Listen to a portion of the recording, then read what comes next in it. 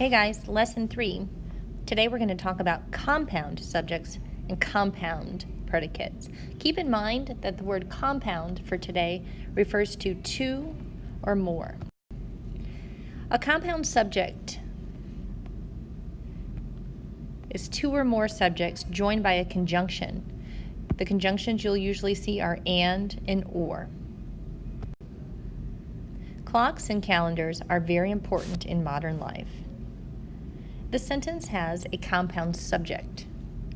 The compound subject joined by our conjunction here, clocks, calendars. Two or more nouns, in this case clocks and calendars, joined by a conjunction. Sentences can also have compound predicates.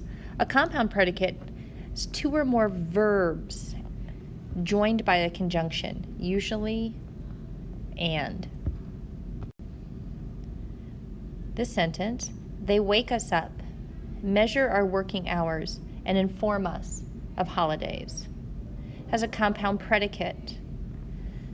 There are three verbs that tell us what clocks and calendars do: wake, measure, inform. That makes this sentence contain a compound predicate.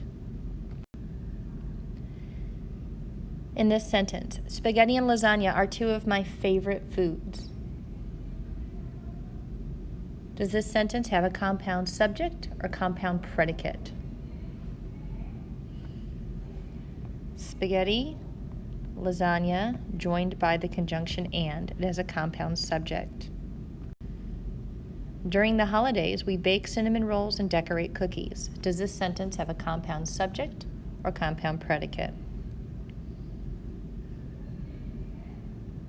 Verbs of bake and decorate.